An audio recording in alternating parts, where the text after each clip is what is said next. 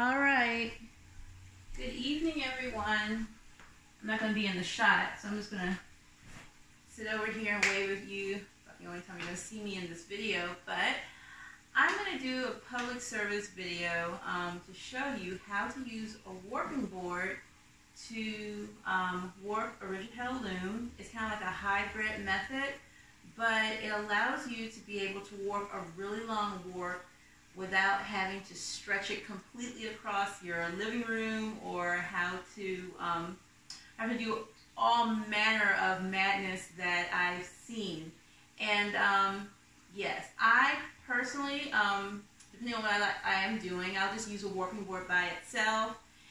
If I'm doing something really short, then sometimes I'll use a warping peg, but since I learned how to use the hybrid method of warping with a warping board on a rigid Heddle loom to get a really long warp, I kind of generally go to using just the warping board with my rigid Heddle loom, no matter what the length that I'm going to be doing. So I decided to just, I was going to have to do this. I have a couple of looms, or actually a couple of 3 looms I need to warp up this evening, and so I decided, let me make this productive and share with the weaving community what I found that helps me a lot to be able to do a long warp using a warping board, and how to do it pretty quickly. So I'm going to talk you through it.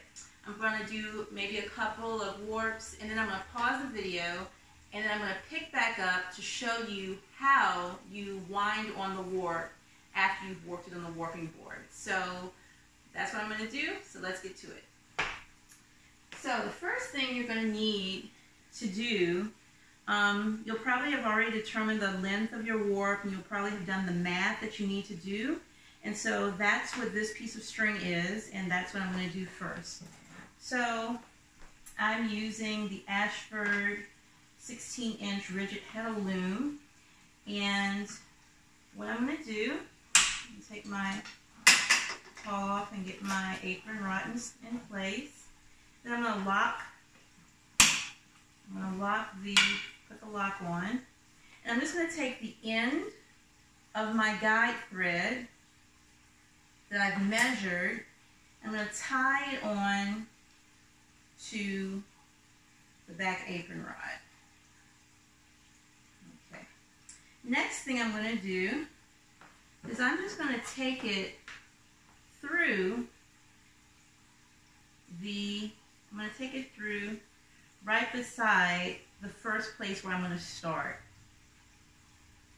I'm actually going to leave this on the warp, because after I finish warping this loom, I have some more that I need to do, so I'm going to do the same thing on the other ones. I'm just going to turn the camera off so I can do that.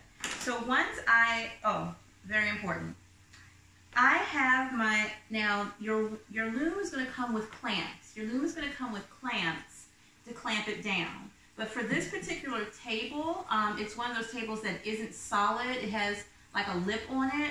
I'm actually using some Jorgensen's clamps. You'll find a link in the description if you want to get them. But these clamps are pretty cool. They work really great on this particular table, but you can use the clamps that come with your loom in order to be able to hold your loom down. Now, for your warping board, you will need to get some type of clamp, some type of C-clamp to hold the warping board to the table. But, you need, if you were using a peg, you would secure it with a clamp that comes with it. Just get a pair of C-clamps. Warping boards range in price from, $50-some, a little bit over $100.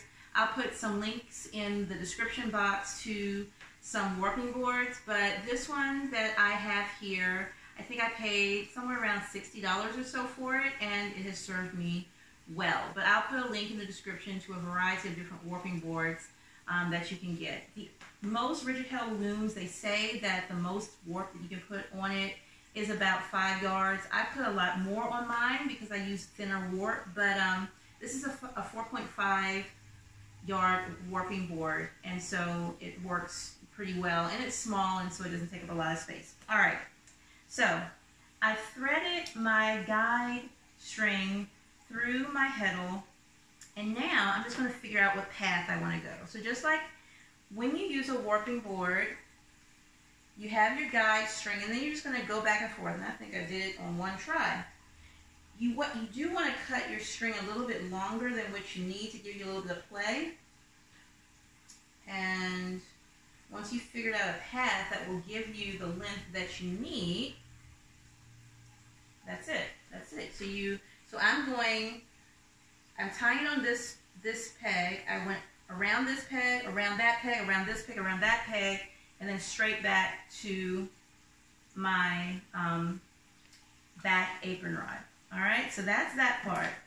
The next thing that you're going to do is you're going to get your yarn. Now or your warp yarn.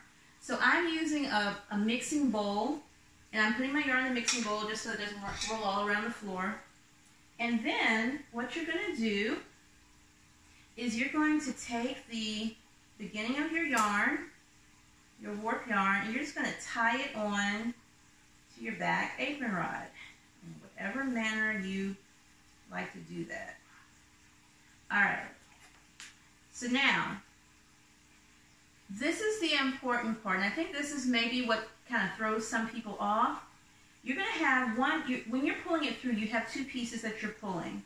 You have one piece that is attached to the apron rod, and no matter how much you pull, it's not going anywhere. Then you have this other piece that's free, that's attached to your ball. Mm-hmm. You're going to be pulling the part that's attached to your ball.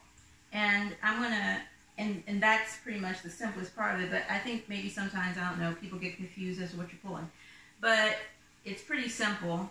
As you go, okay, so you're just pulling, and when you first start, you're just following your path. So I'm going around that one, around this one, around that one. I get to my end, I'm coming around, I'm just going to follow my path back. You see what I'm doing?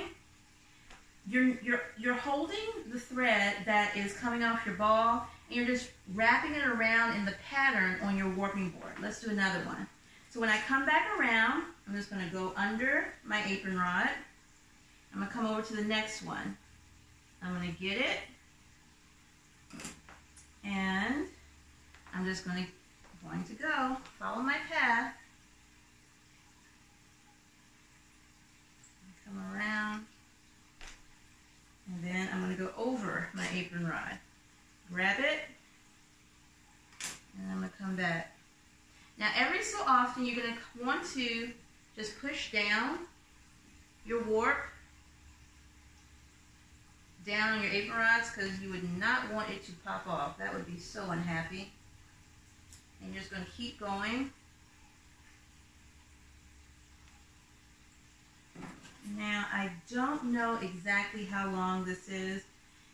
It is, I'm working on a piece, and all the panels are the same length. So I made some guide ribbons, and this is the length of one of the guide ribbons. But, so it's really, really straightforward. Now, I have wound, 5-yard warps on a warping board, and you're pretty much going around all of the pegs on your board when you're doing that. But the nice thing is that I am not having to walk up and down my hall. When I first started with my rigid Heddle loom, when I got my samplet, I think I warped it in here, and I had it stretched from, I think, the fireplace to like as far back against the wall. You can't see the fireplace because it's behind the camera. But then, and then sometimes I get kind of crazy, and I'd have a warp stretched from one end of the hall to the, the other side of the wall, and, doing all sorts of stuff. And the thing is that, everybody's got to walk, your family needs to go back and forth and, get up and down, and you're just like on pins and needles thinking that someone's going to knock your peg or something awful is going to happen to your warp. The nice thing about this method is you don't have to worry about it, because everything is contained to this one table, I mean, yeah, if someone, it's possible, anything is possible, but it's unlikely that anything is going to happen. One, because you have your loom and your warping board held down with clamps, and also because it's all on the table, it's not like anybody can walk through this. It's going to be fine. So that is one of the main reasons why this is my preferred method of warping, and especially for, you know, narrow looms that are up to about the width of this table. Honestly, I can't say that I've tried to do a 24-inch warp on the, actually no, that's not true, actually, but I haven't warped it the full width. I've warped a partial width of my 24-inch loom using the warping board, but I have not done full width. So that is, I'll have to try that sometime. So again, I'm going to do it one time. You hold the string in your left hand or your non-dominant hand, whichever way you do it. I'm right-handed, so that's why I'm working in this direction. If I was left-handed, I'd probably be on the other side of the table. And you just kind of go around, patting it down as you go. So I'm going to finish. I've done, I'm doing a 10-inch width warp in the Heddle.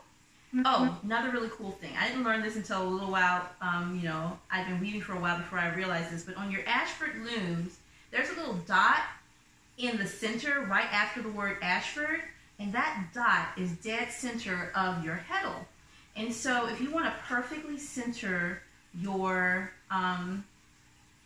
weaving in your Heddle, just measure, divide the width that it needs to be in the reed by 2, and then measure the half of whatever the width is on either side of that dot, and you will always perfectly center your work in your Heddle if you have an Ashford loom. You're welcome.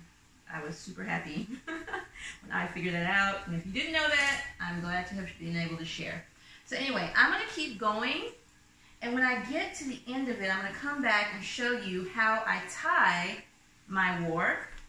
And I'm going to show you how I wind on. Because one of the things that, you know, I find, and I feel so sorry for people, you know, I've heard people have read in some comments where people feel bad, you know, they don't have anybody to help them wind on their warp, you know, they're single or they're widowed or something else, you know, they don't have an extra person to help them. The nice thing about this method, and I'm going to show you the whole, from soups to nuts on how to do this, is that you don't need another person, you know. Everyone needs people, but for this, you don't have to be dependent on finding someone to help you wind on your warp if you live alone. So if you invest in a warping board and do what I'm about to show you, then you have warping freedom. You can warp your loom. You do need a help hook. You can warp your loom without having to depend on someone else to hold your warp. Because when I first started, my husband would see me start warping and he knew, please do not go anywhere, or if you're going to be gone, let me know when you're going to be back, because I'm going to need you to hold my warp so that I can wind it on this back beam. But yeah, sometimes he's not always available and he cannot drop everything to come and help me wind on my warp, and so I was happy when I found my warping independence. So I'm going to stop the video now. I'm going to pause it, and I'm going to come back when I finish the rest of the putting the warp in my Heddle. Skip some. And then I'm going to show you how I tie it, and then I'm going to pause it, and I'm going to show you, I'm going to reset up so you can look over my shoulder. I'm going to show you how I wind the warp onto the back beam, and you're going to see that it is like so simple. And you really can do this all by yourself. You just need to get this a little simple table. It doesn't take up a lot of space. It folds up, a warping board, and you already have your loom, and you will be able to do this, and it will be like, it's made me love weaving more, because warping was my least favorite thing to do, but since I learned how to do this, it's made me, it's not a big deal, you know? It's just, warping is a part of weaving, but it's not a part that I dread anymore. So I hope to be able to share that with you. All right, stay tuned. I'll be right back.